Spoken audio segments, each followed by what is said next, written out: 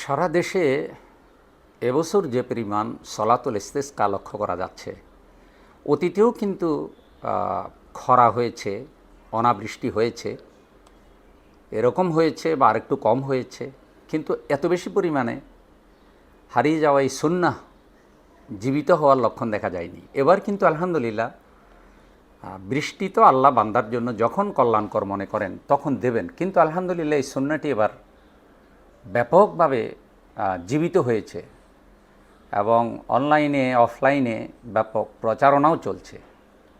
তো এর দ্বারায় মানুষের মধ্যে যে বৃষ্টি বন্ধ হলে যে ইসলামের একটি বিধান আছে, বৃষ্টির নামাজ সলাতুল ইস্তেসকা, এবং এই সলাত পড়ার কী নিয়ম এবং কখন পড়তে হয় এবং বৃষ্টি না আসা পর্যন্ত এটা কিন্তু পড়া প্রতিদিন বা একদিন পর পরে আমলটা অব্যাহত রাখাটা জরুরি।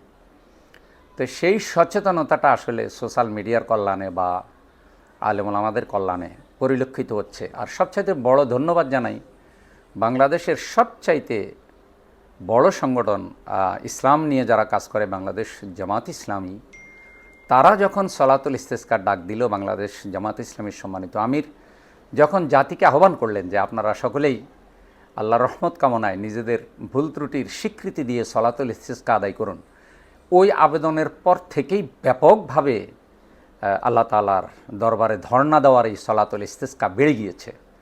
দুঃখজনক হলেও সত্য, জালেমরা কিন্তু এখানেও বাধা দিয়েছে। এটা কত কষ্ট যে মানুষ বৃষ্টির জন্য সলাত আদায় করবে, আল্লাহর কাছে কান্নাকাটি করবে, সেখান থেকে নিরীহ জনগণকে গ্রেপ্তার করে জেলে ঢুকিয়ে দিয়েছে। এর থেকে বড় কষ্ট, এর থেকে বড় দুঃখের বেদনার আর কি হতে পারে। জানি না বাংলাদেশের পুলিশে ইসলাম দরদি মুসলিম দরদি কেউ আছে কি না।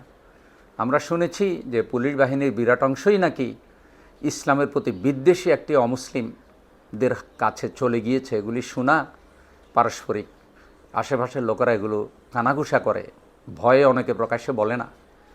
তো সেইটা যদি বাস্তবই হয় তাহলে তো সেই লক্ষণই তো দেখা যাচ্ছে। আমরা চাই না যেটা বাস্তব হোক।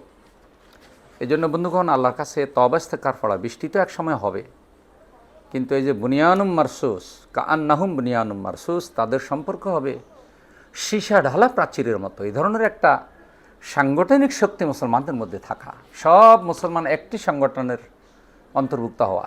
একটি সংগঠন বলতে এক দল হয়ে যাও আমি বলছি না, সবাই আলাদা আলাদা দল থাকলেও কিন্তু সবাই একই সংগঠন, যে সবাই ইসলামের উপরে থাকবে, ইসলামের ব্যাপারে ধর্মের ব্যাপারে দ্বীনের ব্যাপারে সবাই ঐক্যবদ্ধ থাকবে। সলাতুল ইস্তেসকার আওয়াজ দিয়েছে জামাত ইসলামীর সাথে সাথে সবাই ঐক্যবদ্ধভাবে অন্যান্য ইসলামিক দলগুলোও দেবে, এবং জাতির গুরুত্বপূর্ণ ইস্যুতে সকল ইসলামিক দল ঐক্যবদ্ধভাবে ইসলামের শত্রুদেরকে প্রতিরোধ করবে। এ ধরনের কিছু মানসিকতাও যদি তৈরি হয়, তারপরেও কিন্তু ইসলামের জন্য এটা অনেক বড় কল্যাণকর বিষয় হবে।